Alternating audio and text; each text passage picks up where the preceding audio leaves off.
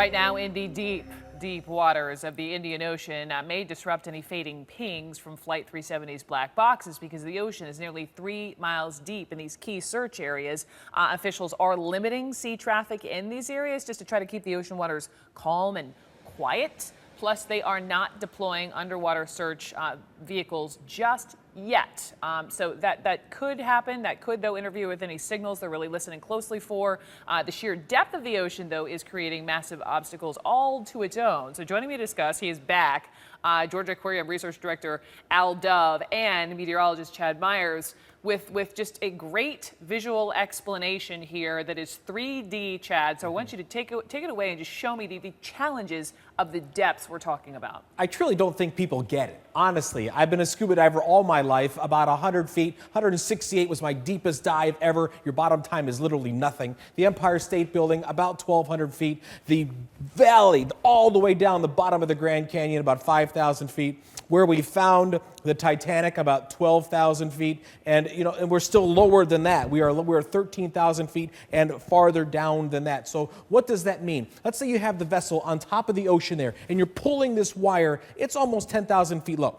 So that means you need 2.8 miles of cable to get it down to be that low. You just can't drop it down below the boat. It's got to kind of fly out behind the boat. So think about you have a giant fish on your line, Brooke, and you're trying to reel it in. You've got 2.8 miles of line out there. You don't know exactly where that fish is down there because there are a little bit of currents going back and forth. Plus, it's 2.8 miles down that way somewhere. So we're talking about how sometimes it's been a 14-mile distance between where one ping was located, where the other ping was located. But let's say the boats were doing this, and that was 2.8 negative because now the pinger's way back here, and 2.8 negative here. All of a sudden, we're only about 9 miles apart. So these big depths down here are crushing 7,000 psi. I have a great power washer. It's 1,500 psi.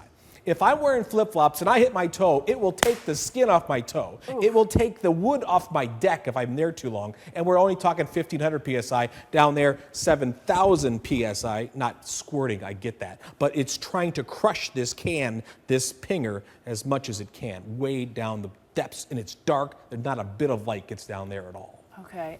Chad, actually, hang tight there because I want to keep that 3D graphic up. And let me bring in Al Dove because we were talking yesterday, and I think the graphic really illustrates here the depths. And we talked about the Titanic, right, that was found 72, 73 years later using, not as hip technology as we have even today. But that was just around 12,000-ish, right, feet. We're talking 15,000 now. And there's this, it is an HOV, human-operated vehicle called the Alvin, that maybe could go that deep. This is really kind of pushing it for Alvin. Alvin's rated to about 14,500 feet. Most likely they would send down an ROV, a remotely operated vehicle first, and there's several of those that could go to those depths. Actually, there's several of those that can go to the deepest parts of the ocean. So whether you pick the Jason or the Nereus, there's several other very capable remotely operated vehicles. That's probably where they would start. And something like Alvin might be the caboose that would come through and be the very last thing that you would send down to look at wreckage. Right now, though, they're trying to hone in, as Chad was explaining, negative, positive, how exactly the ping would be coming from, the genesis of the ping. And so these last two pings faint, maybe because the batteries are dying, maybe because they were farther away, maybe because, and we've talked about this before, the silt, the ooze, it could be buried. How describe the silt and how deep could it be? So this stuff is, we call it marine snow. In the deep ocean, the bodies of old plankton just rain down all the time into the bottoms of the ocean. And over time, it forms thick layers of what we call ooze. The ooze is the technical term. And this stuff can be up to a mile thick. So it's thick. It's not like we're talking about a thin veneer of silt over the top of a hard substrate. This is thousands of feet of thick, sticky ooze, and it's a mix of clay and old plankton. I had a Twitter question earlier, and I couldn't answer it, but now I can because you can. With the pressure, the depth we're talking about, does that ooze ever get compacted?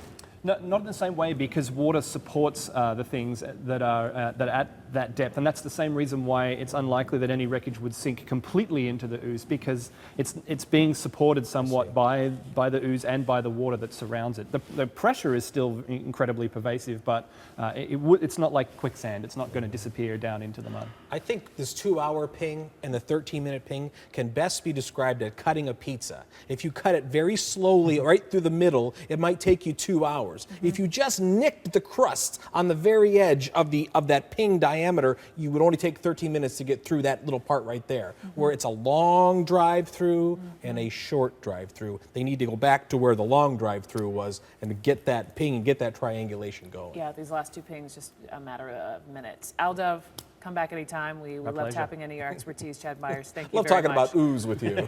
Hey, it's a real thing. It could be a mile deep. I had no idea. Gentlemen, thank you very much.